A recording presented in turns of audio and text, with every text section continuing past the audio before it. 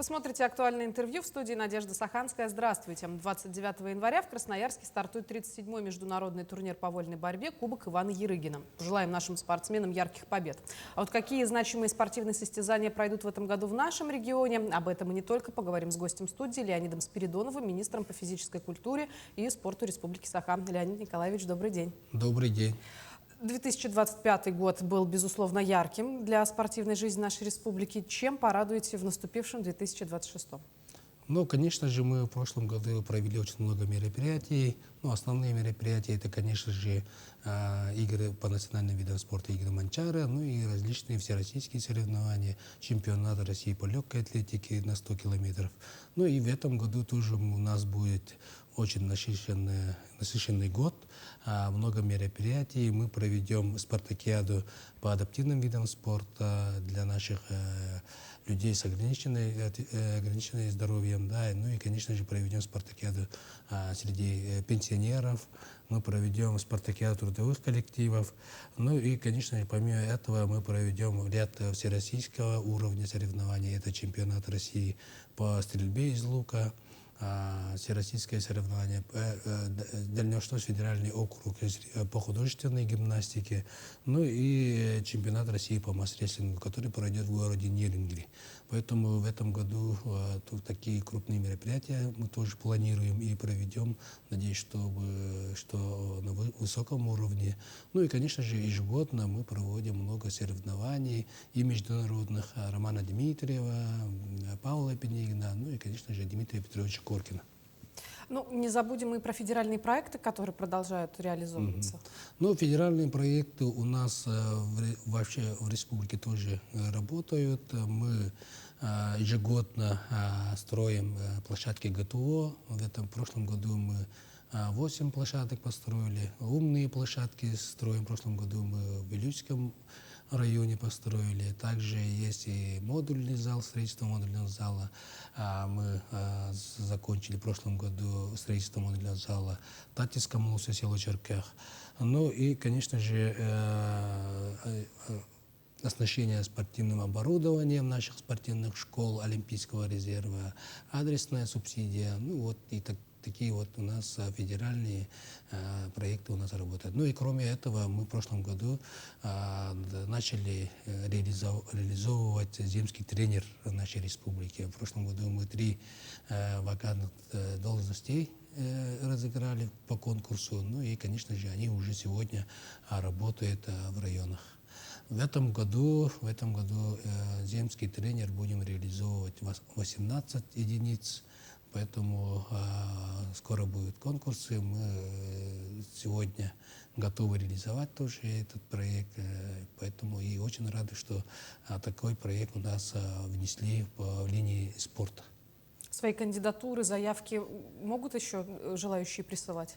Да, еще конкурс не объявлен. Мы как объявим сразу везде, в средствах массовой информации будем это говорить. И, конечно же, многие будут подавать уже в эти заявки.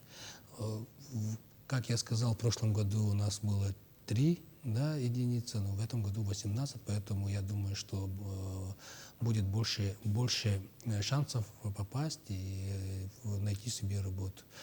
Тем более сейчас внесены изменения в Министерство спорта Российской Федерации в эту программу. Раньше, в прошлом году у нас подпадали только те детища, которые реализовывают спортивную подготовку, а сегодня уже подпадают все детско-юношеские спортивные школы. Поэтому мы надеемся, что мы все это пополним. А какие-то конкретные отдаленные населенные пункты уже определены? Нет, пока еще не определены. Как я сказал, еще конкурса не было, но мы объявим и, конечно же, будем уже работать, где есть вакансии, вот в этих направлениях, в этих улусах будем уже вести работу. Мы сейчас живем с вами в такое время, что каждое ведомство, буквально министерство у нас в республике, ведет свою работу по поддержке участников СВО и членов их семей. Конкретно ваша работа в чем заключается? Да, мы сегодня постановлением правительства помогаем детям участников СВО, то есть ребята, которые тренируются в наших спортивных школах, они во-первых, принимаются без очереди, во-вторых, если они тренируются в наших школах, получают спортивную форму бесплатную. Ну и, конечно же, семьям, которые имеют участника СВО, есть льготы посещения спортивных объектов. Ну и люди, которые получили травму или ранение, они могут посещать наши спортивные объекты бесплатно. Вот такие у нас работы ведется. Ну и кроме этого у нас есть адаптивный центр, который работает и является ответственным по работе с участниками СВО. Мы проводим ежегодно тоже соревнования, мероприятия. В прошлом году, например, мы провели ГТО для своих, поэтому участники военной операции приняли участие в этом мероприятии, сдавали ГТО. Кроме этого, мы проводим Кубок Отечества, защитников Отечества, где участвуют ветераны боевых действий. Ну и, конечно же, делаем отбор и направляем на соревнования федерального округа, ну и всероссийского соревнования. Поэтому вот такая вот работа поддержки и реабилитации наших участников СВО мы ведем в нашей отрасли. А как идет реализация программ ГТО? Будут ли новые объекты? Да, конечно, как я сказал, в прошлом году мы реализовали 8 объектов ГТО. В этом году мы будем реализовывать 9 ГТО. Да. Конкурсы мы уже провели в декабре прошлого года. Ну и определены уже 9 районов, которые будут получать эти оборудования для ГТО. Вот. И, конечно же, это говорит о том, что будем уже увеличиваться сдача ГТО для нашего населения, ну и детей, которые будут заниматься спортом и сдавать ГТО. Вот. Леонид Николаевич, я думаю, что сейчас самая главная работа по подготовке идет в Нюрбинском улусе. Там ведь будут спортивные игры народов Якутии. Как сейчас движется работа? Ну, сегодня работа ведется по направлению в основном строительства объектов для инфраструктуры и так далее, для подготовки места проведения спортивных игр. Да.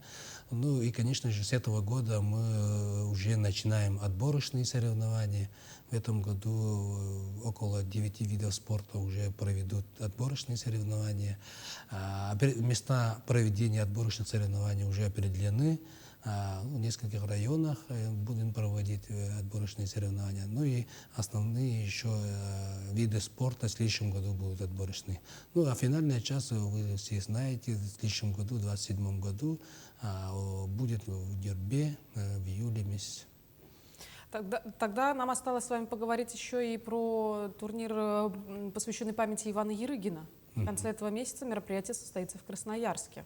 Как проходит подготовка нашей команды? Ну, наша команда прошла хорошую подготовку. Уже 3 этапа они провели. Да, с ноября месяца они сделали 3 этапа. Я вот буквально вчера встречался со сборной Республики Саха-Якутия.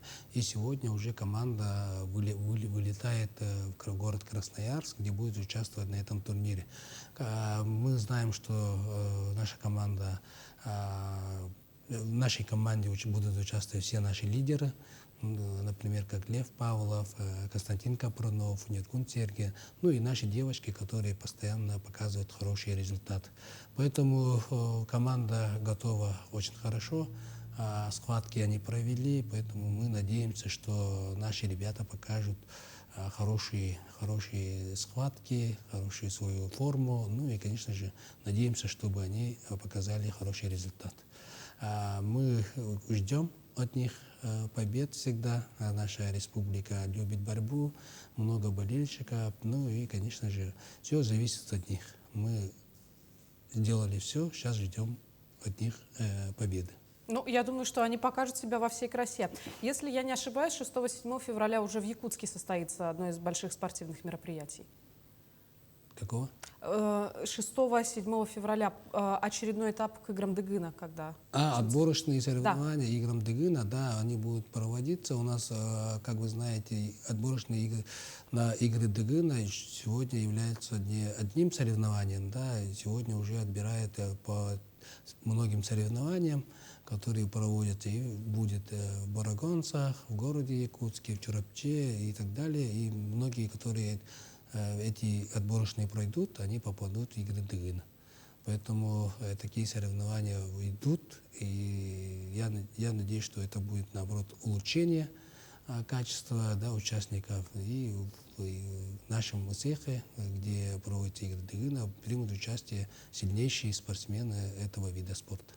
Вы вот ИСЭХ отметили, а я хочу просто зацепиться за то, что в прошлом году ИСЭХ Аланхо был в Нерюнгринском районе, и вы вот сегодня в ходе беседы отметили, что там будет в этом году турнир по масс-рестлингу. Чемпионат России, да. России будет, А да. почему было выбрано именно эта территория? Обычно же все масштабные мероприятия у нас в столице региона проходят.